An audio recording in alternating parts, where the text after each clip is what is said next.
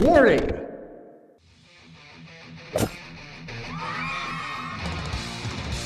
You're watching Dr. Todd Lee TV, where theoretically you could learn a bunch of cool shit. Greetings, Earthlings. It is I, Dr. Todd Lee, and today we have with us a special guest, veteran Jonathan Geary. This is our Memorial Day special, and so we're going to talk about a lot of patriotic stuff today. So if you're a commie bastard, don't watch this. Okay. That's good. That's so good. So, buddy, tell me about you. What brought you into the military? What branch of service? When did you join? Let's just start from the top. Yeah, man. I joined when I was 20 years old. Can you hear that dog barking in the back? Oh, yeah. All right. Well, we can edit it out. All right. I joined when I was 20 years old with the intent just to go in and kind of get educated, right? I wanted to take advantage of some of the offerings the military had to offer.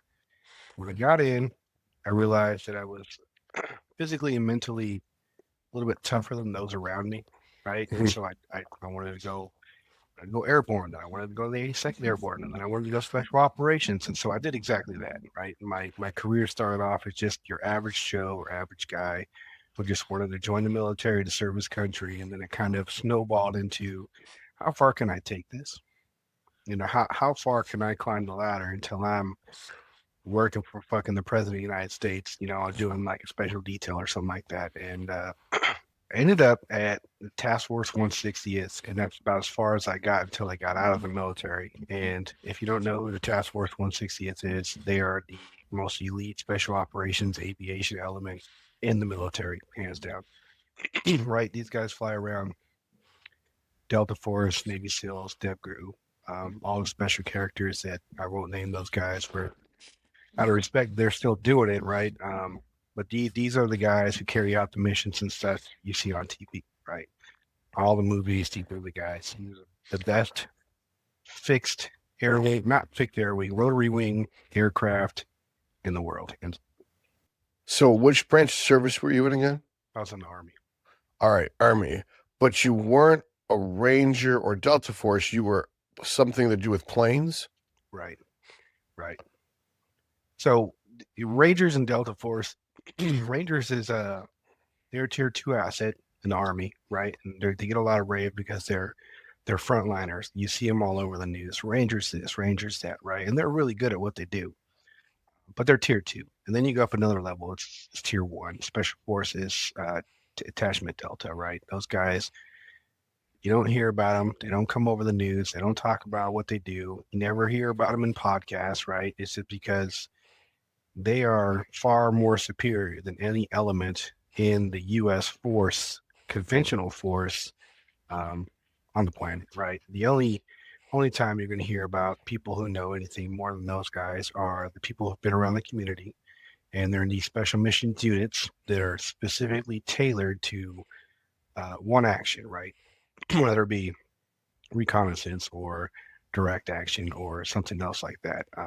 A lot of those guys get out and go work for the CIA as one-man operative teams, right? And they just go out and do their own thing, one-man team, and they go out and kick ass. So is that like John McKee or McPhee? Yeah, if you know who that guy is, he's a bad motherfucker. I try to pay a lot of attention because when I was a little kid, that's what I wanted to be, but I wasn't able to get into the military because I was given Ritalin, and also there was some other bullshit thing like asthma. It was asthma and Ritalin kept me out of the military, so I had to go to be a doctor. Yeah, they'll disqualify you for the smallest things. I thought I was going to get disqualified because I had bad eyes, and so they do this test. I'm sure you're aware of it. It's the depth perception test, and you look in this fucking little gyroscope thing, and they're like, "All right, tell me which one stands out and looks like it's a little bit closer." And I'm like, "All right, start the test." And they were like, "It started." I'm like, they all look the same. I don't know what to tell you. And so I had like the shittiest depth perception on planet Earth, right? I was fucking Four Eyes McGee. I just couldn't see with shit. So didn't disqualify me, but yeah, they'll disqualify you for just about anything. Yeah. So, Tough. so when you mention that you work with Delta, you work with DevGru, does that mean you go on the mission with them, or you put them in to his landing zone and then you retrieve them later? Yeah, sometimes it depends on the mission set, right? But a lot of times, exactly what you're saying, right? We fly them into either, a hot LZ and they jump off and they conduct their mission, or we drop them off at a location that's a little bit off the mark, right? It's off the X is what we'll say. And they'll go in, insert, do their thing, and then we'll be there for the exfil. Or we have some other aviation birds called little birds. They're the baddest fucking birds in the sky, right? There's these little tiny fucking aircraft that look like a little bubble with a tail on it, and it's got fucking a minigun that'll shoot about 1,000 rounds per second. So it'll cut anything in half, right? And those little birds usually will go in and they'll play a support role, right? If they call in for air fire or something like that, they'll come in there and they'll tear it up. Now, are those drones or are those person operated? Yeah, they're man operated. Man operated. They got 2 pilot seats and they got two door gunners, and that's about all the room they got left in there. So would you be the door gunner in that, or would you be the pilot? Me, I wouldn't be either. I was more support in a range of like I would set up communications, right? So there's a lot of IT stuff per se. Okay. But that doesn't necessarily matter, right? Because there's times where you as an IT person have to go out and do certain things with these folks, right? And there's been multiple times where I've linked up with ODA teams. I've done PDSS missions, stuff like that, where you fly out to an unknown zone and you kind of just figure out what's going on in that location, right? So really depends. I was never the guy who was, John Wick or John McPhee. All right, I didn't go out there and kill the bad guys per se, but nonetheless, when you're attached to those guys, you're supporting those guys, their mission becomes your mission, right? So whatever they need is whatever you do. So would you coordinate a QRF, or would you be on the QRF force to retrieve people? We were the QRF. You were the QRF. Okay. Sometimes, yeah, it depends, right? When you deploy, it depends on what your mission is. One of my deployments, we called CRE, which is Quick Reaction Element, which is similar as QRF, right? So there's times where you are the QRF, there's times where you're not, right? And your whole unit is back in support of whatever's going on at that base at that time, whatever's happening in the world, right? Long story short is we're there to support the main players, and the main players are the special mission units, the Delta Force range, and SEAL Team 6, right? Outside of that, I'm not going to say everybody else is subpar, but those guys are the important ones. Now, how does MARSOC fit into all this, or Reapers? Are they tier 1 assets? You know what, man? All the time that I spent in JSOC under the umbrella, they don't really talk about MARSOC a lot. I know they got the Marine Raiders, and then back in the day, they were like Force Recon 1. Back in the day, those guys were the real deal, right? They were equivalent to your modern day Navy SEALs, right? They were some bad motherfuckers. What they do now, dude, I couldn't tell you. They never came up in any of our briefings. So what they do, why they do, how they do, I have no idea. So they're like even more mysterious, like the thing we talked about on the phone that we can't say online. Would I say they're more mysterious? No, I just don't think there's a large enough place for what they do, and they don't have the footprint to be able to, I wouldn't say compete because we're all the same team. Just there wasn't as much of a need for them under the JSOC umbrella as there is for Delta Force. So let's dive into that. Like, so if JSOC, Joint Special Operations Command, is that correct? That's correct. Is in charge of differentiating which mission goes to who. My understanding is SEALs are used mostly for if you're dropping them in the water and then they move into land, they're doing demolitions or they're doing hostage rescue. That's the DevGru, is actually SEAL Team 6. That's the tier 1. Where does Special Operations or Delta Force or MARSOC, where are they deployed? What kind of missions do they get? See, now we're getting into an area where I really can't Talk about. divulge. Okay, gotcha. Okay, But so redact this. We're gonna have the editor redact this. Yeah, we'll just say this: that everyone is under the impression that the SEAL team, DevGru, right, they're the baddest motherfuckers on the planet. The truth is, Delta Force is trained to do everything that they're trained to do, but they're just better. Okay. They are the top fucking dogs on the planet. And don't get me wrong, like I've been in a room with some DevGru guys, and I don't get scared very easily. But those guys, you look at them, and you can see fucking in their eyes, like they have a plan to kill you. They're just choosing not to, right? And it's like, goddamn, this is a bad motherfucker right here, and you treat him with respect, right? And that's all, right? But the truth is, Delta is the baddest boy on the planet. And my understanding is you have to complete DevGru and Rangers to even get into Delta School. no, that's not the case. Okay. Right. You can, that was, before I got in the military, that was my next move. I was going to go to Delta Selection as a support element, and I wanted to go work with those guys over there. Now, from my understanding, your selection is, which I won't go into it, right? It's out in a location kind of close to where you're at, right? Out in the field, and you just kind of go out and do what you do, right? And it's a pure gentleman's course, right? And one of the differentiating factors of Delta Force and SEALs is the SEALs go through their selection in a group. And what's great about that is, as much as it sucks, you can always draw energy off the dudes to your left and your right, right? So when you're in the shit and you're ready to quit, and then all of a sudden, Todd Lee starts screaming because he's got this, he's digging deep and he's got this fucking boost of energy that's going to carry him through. All of a sudden, that idea of me quitting all of a sudden changes, and I start screaming with you, right? So things like that can kind of carry you through the worst parts of that selection. That's not to say that it's not hard. It's just when you can lean to your left and your right and find some influence that you didn't have internally, it makes things a little bit easier. And when you go through Delta Force selection, you don't have anybody, right? And so they designed this selection course in a way where you don't have to worry about not getting fed. You don't have to worry about not getting sleep deprived, right? You show up, you get fed good, right? You get enough sleep, and you show up and you do what you're supposed to do.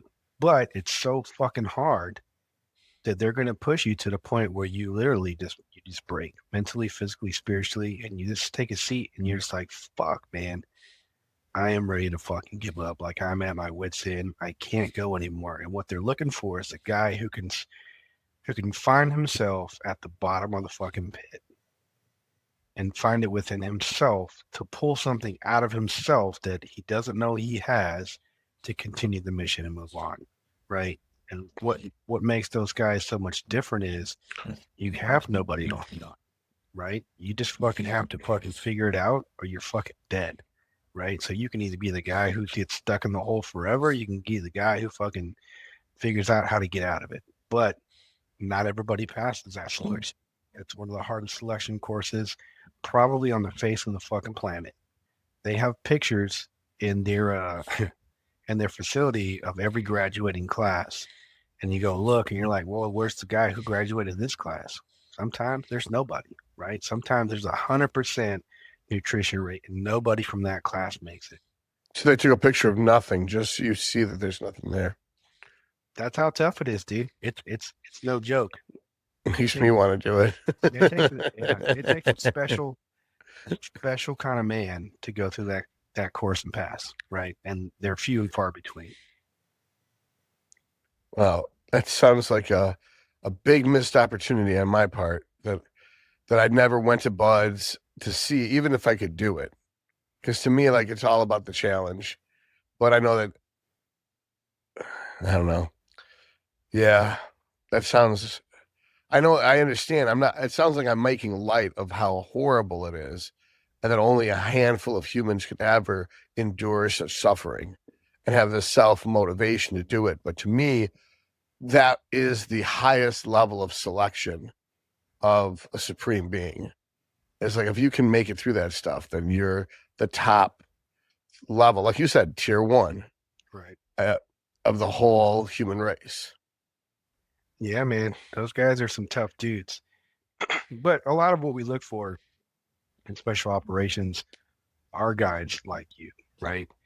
I mean, you're not in the military, but you're tier one, tier two, depending on where you're at in the bodybuilding community, right? You don't get there just from waking up one day and saying, "Hey, I want to fucking do it," and going to the gym, even consistently for the next 10 years. It just doesn't work like that, right? You have to have a Right. special gear inside you. You have to enjoy going to the dark places and being uncomfortable in the uncomfortable situation, right? And Right. that muscle doesn't grow just from going in there and fucking pussyfooting around or even going in there working out hard for 2 hours. Like, that's not what get it. You know what I mean? Mm-mm. So, It's the rest pause sets, and the fifth rest pause set in the third set. right, So you've hit failure 11 times in 3 sets. You know, it's that type of stuff that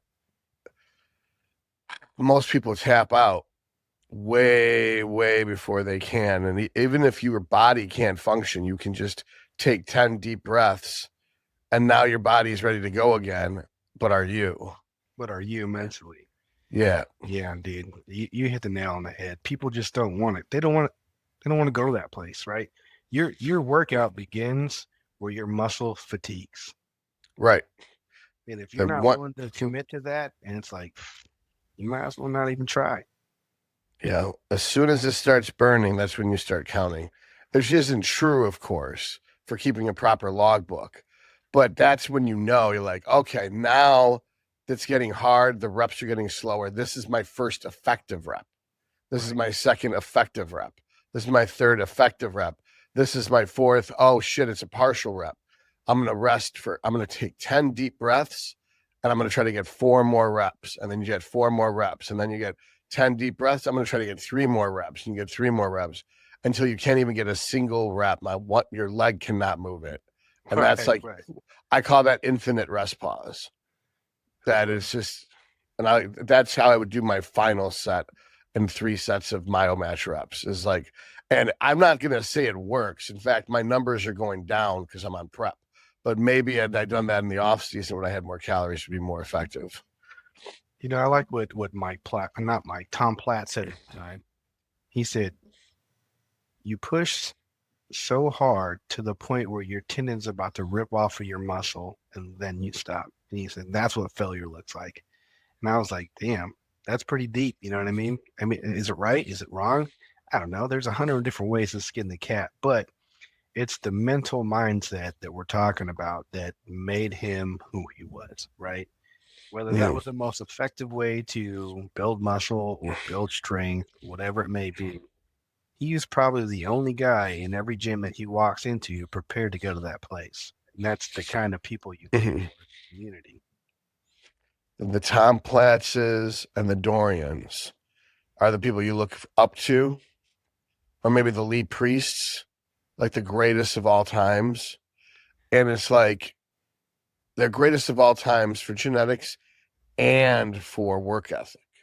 And I think that the biggest difference between Tom Platz and Dorian is Dorian had a ton of injuries from listening to Mike Menser, where Tom Platz didn't listen to anybody and he never had any real big injuries. Same thing with Lee Priest. He never listened to anybody. He did it all his way and he never had any injuries because What's they're your all intuitive. what's your opinion on Mike Metzer? I think that Arthur Jones wanted to sell Nautilus machines.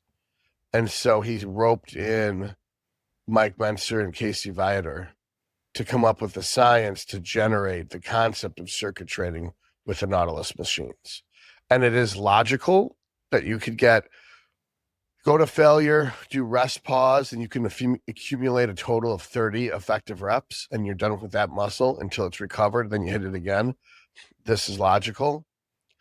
But the population that he's marketing with this methodology doesn't have the mental willpower to do rest pause sets. So it's kind of like giving keto diets to a fat person. if they had the discipline to do a keto diet, they wouldn't be fat in the first place. Yeah. Yeah. And even if you do it, it's fucking, I mean, I've tried the keto diet. I did it for like 3 months, and as soon as I stopped, everything came right back. No. So, did you have any injuries when you were working in the military?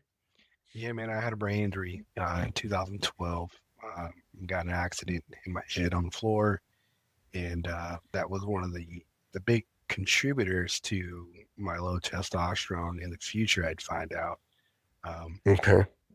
Hell, I might even had low testosterone throughout my entire career because I was at the very beginning, but I was like quarter one, first quarter, at the end of first quarter, going into the second quarter, cracked my head, busted my head wide open, right? Had a brain injury, and I had so much memory loss that I didn't even know I had a brain injury, right? Wasn't until I got out of the military in 2017 did somebody call me and they're like, "Hey, we want to get you seen for your brain injury." And I'm like, "What are you talking about? Kid's got the wrong person." They were like, "Nope," read off my social security number, and they were like, "Yeah, what happened to you in 2012?"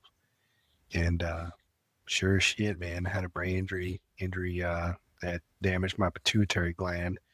And so it's very possible that throughout the rest of my career in the military, I had low testosterone and all the problems that come along with it. In fact, I'd be willing to bet that I did. Um, I remember this one time, and I couldn't even tell you why. I got off of work, and I was back in garrison, right, just doing my regular job. Got off of work, and I parked my car in my parking lot before I went into my room, and it was just like the day was just too hard. Too much came too fast, and I just couldn't ingest it all. And I was just in my room, in my car, and I was just like, I was crying, dude. I was so emotional, and I had no idea, right? Like I just couldn't take it. It was just too much coming into my brain at one point in time. And it was just like I couldn't ingest the amount of information in the day's work, and it was just like I look back on it now. I'm like, yeah, 100%, dude. 100% that was still low testosterone, right? Like 100% because I still have those feelings today sometimes when my hormones are off. I'm like, dude, I probably was toast from the moment that accident happened, and I just found a way to push through it. Um, but it was rough. Now, the pituitary regulates a lot more than just testosterone through LH and FSH. It regulates your growth hormone. It directly releases growth hormone. I believe it releases pro-opiomelanocortin, which controls a bunch of stuff. Prolactin, it controls cortisol and the adrenal glands function. So you probably, if depending on how badly your pituitary is damaged, and you didn't know you had symptoms, you can't retroactively tell me about what kind of symptoms you're dealing with. So how did the VA handle your pituitary dysfunction? Um, it's funny enough, the VA told me that I was good. They're like, nah, dude, you're good. You're healthy. You're 100% healthy. And I'm like, I find that hard to believe because I don't feel healthy. I said I feel like I aged, 15 years overnight, and they were like, "Well, what do you mean?" I'm telling you, like, my back hurts all the time. I said I feel like I'm 15 years older than I am, and by the time I think I was 28, and I felt like I was 40. Um, I would just wake up and my body would be in so much pain that I would just sit there and like just try to forget about it, right? And it was just had no motivation. I would slam like 3 scoops of pre-workout, drive to the gym, do like a warm-up set of deadlifts, get in my car and go home. Just had no Wow. dude, no That is the motivation. worst feeling. I know exactly how you Yeah, feel. That the only way you can drag yourself to the gym is to try to use the equivalent of legal hard drugs. Because 3 scoops of a high stim pre workout is like snorting meth or something. yeah, And then you go in there, you do one warm up set of a deadlift, and you just have this extreme sense of doom and gloom. Like, yeah, I'm worthless. This is heavy as fuck. It's 135. It feels yeah, like 1,000,000 pounds. yeah, Why am I even trying? And you just leave. yeah, dude. And then it was like the pre-workout never even hit. You know what I mean? It was years of that rough, probably, I would say like 8 years of feeling like that, where the doctors were in VA were just like, nah, you're good. Your testosterone is at 218, you're solid, bro. Keep it up. Drink some milk and drive on. It's fucking rough, bro. Well, I always make the joke. It's like have an orange and walk it off. Yeah. Do you remember playing soccer and you get hit in the face really hard? And so like the coach tells you to walk it off.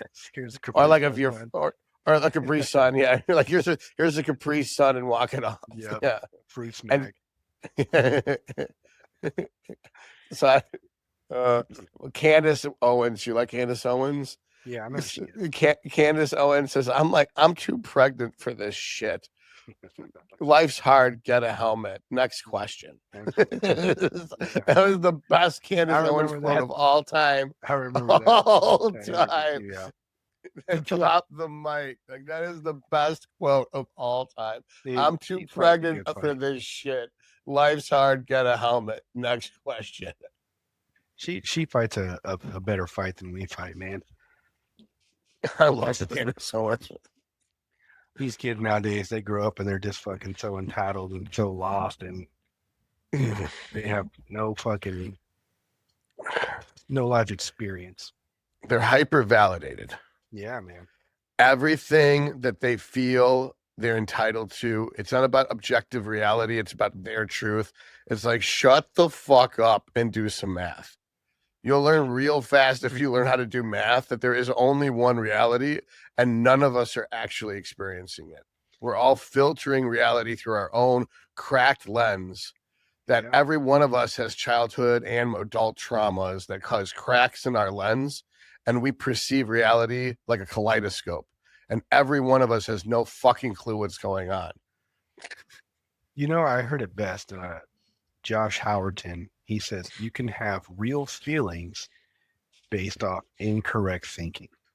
Right. And that's the scariest thing in the world, because once you realize that you're the person who's been having these real feelings based off incorrect thinking forever and forever more, you just look at yourself like, I was such an idiot. I was so stupid, dude. You know?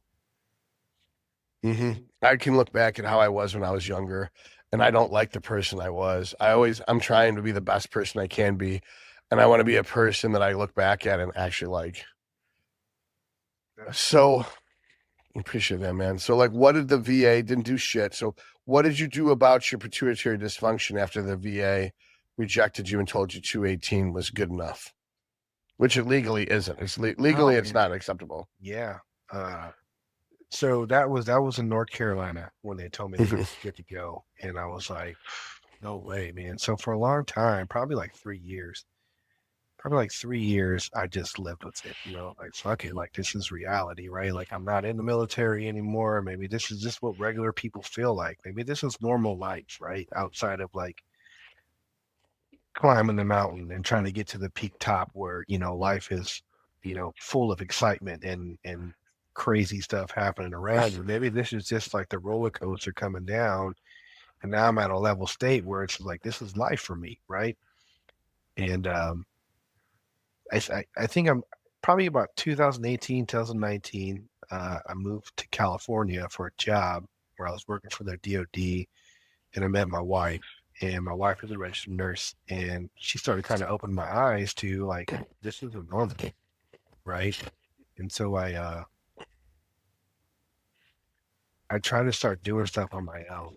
I went to like a supplement store and I tried a test booster, right? And I'm like, damn, like I feel good as fuck right now. This is what I should be feeling on a regular basis. Like, this is normal. This is what I felt like before the military. And it wasn't like anything crazy. It was just your fucking over-the-counter testosterone booster, right? And who knows what that actually does.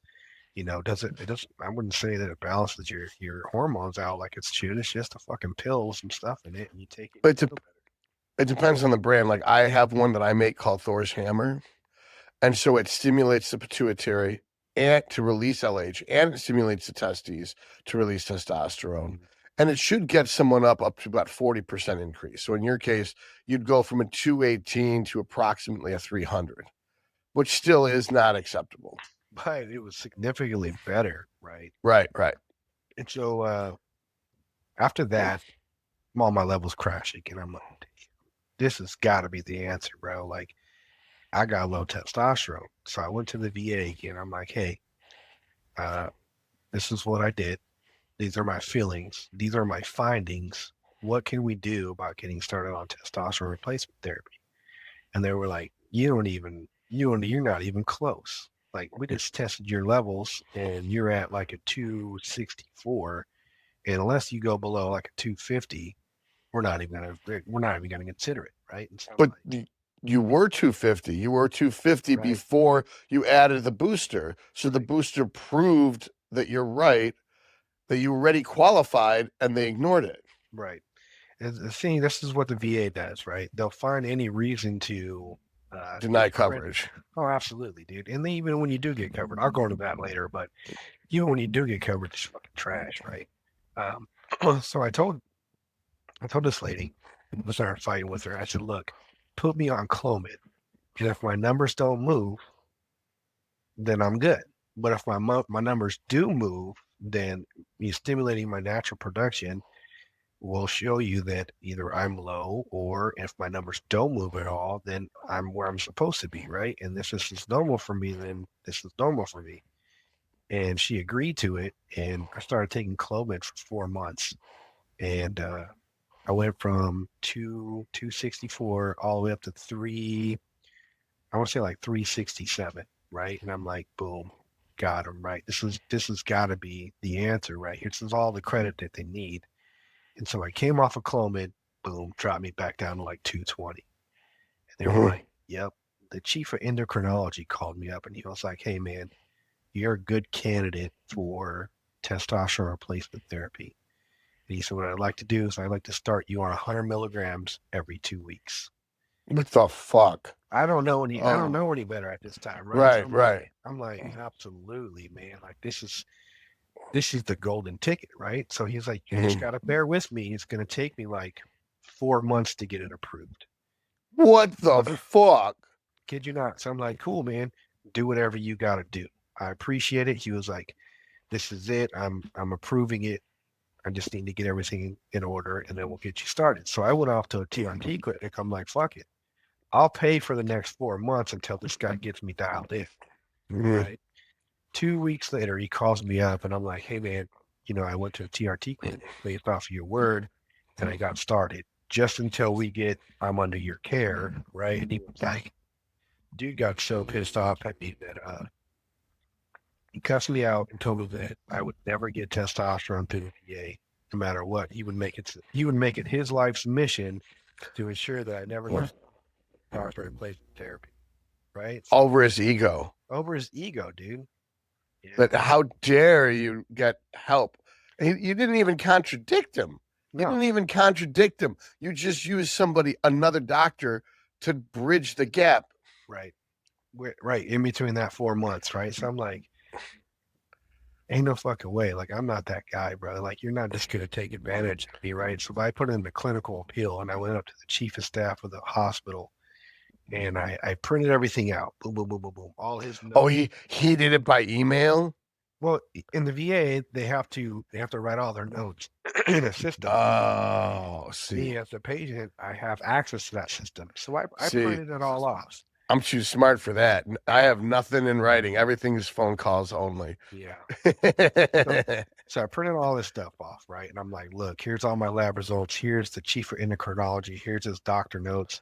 And I took it to the chief of staff and I said, boom. I said, oh, and by the way, here's what it says now in my file. So this chief of endocrinology went back and changed his doctor notes to reflect something different, right? And so Oh, he he redacted.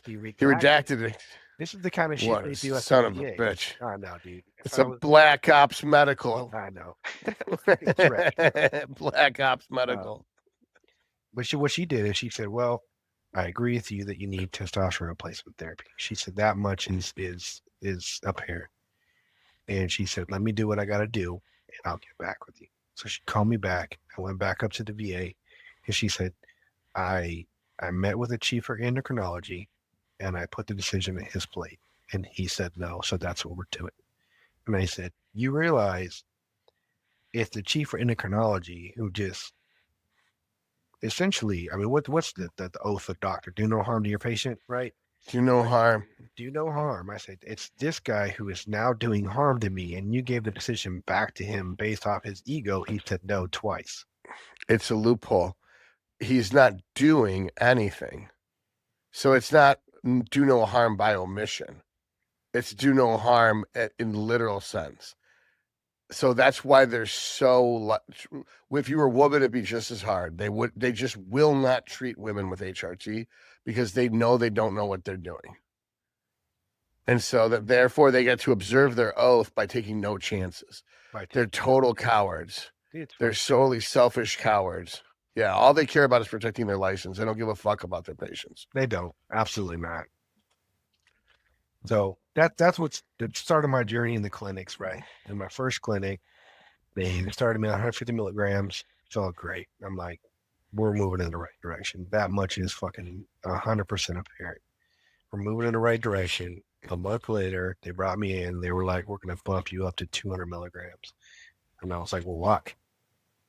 And they were like, well, and it was just some nurse practitioner that was there. It was not a doctor, not a an MD or anybody with any real education, right? And that's not to say that she didn't know what she was doing, right? It's just Right. for me as a patient, that's something that I care about. Like I want to talk to somebody who went to school for the shit and can really talk to me. Anyway, she bumped me up 200 milligrams, and from that point on, I don't think I've been under 200 milligrams ever again. What was the dosing protocol she gave you for this 200 milligrams? Every 7 days, once a week. What the fuck? Did you get symptoms like side effects? No, dude, not really, man. To be honest with you, like, Okay. I've never been one of those guys to feel like the climbs and the drops, right? The peaks and drops and valleys or whatever you call them. I've always, even at once a week, like I felt from an energy perspective, I've never dropped off. Um, the only thing that I ever had problems with low estrogen. High estrogen doesn't bother me. No symptoms. No nothing. Low estrogen wrecks me. I don't know what it is. Right. So would you say then if you do the shots, let's say hypothetically on day 1, then day 7 you were feeling the low estrogen symptoms? No. I think I never had low estrogen because it aromatized so much once a week, right? It's such a big shot. Right. Then Right. my estrogen would usually be around like 60 to 70. And they would tell me to take a Arimidex or an Anastrozole to combat that. Even though I don't feel like I needed it. I never needed it. So I would take that stuff and then it would crash my estrogen like immediately. So I think when I'm one of those guys who's super sensitive to Arimidex or any sort of aromatase inhibitor, it just immediately crashes me. Probably because you're so lean. Yeah, I think I'm like 12% right now. Yeah. The lower the body fat, the less aromatization occurred. Well, I thought like 80% of the aromatization came from your testosterone, then the rest of it came from like your bone marrow, body fat, your brain.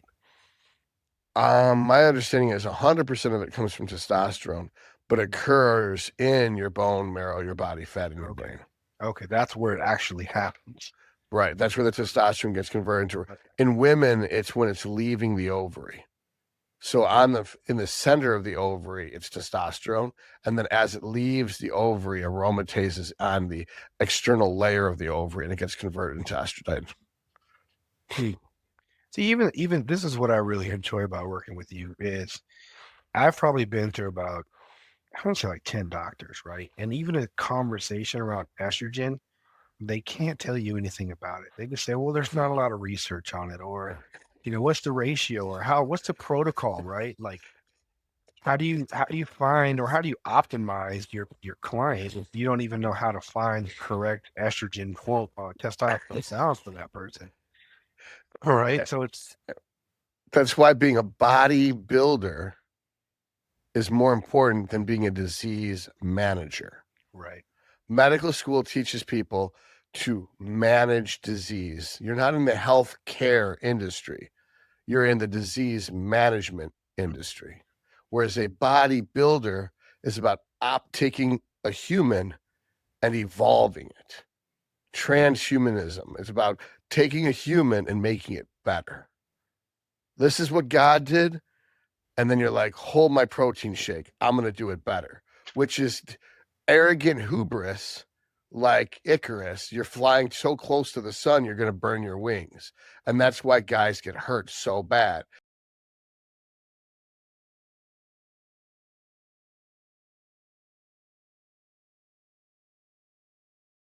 Great news. I am now partnered with Talon Wellness.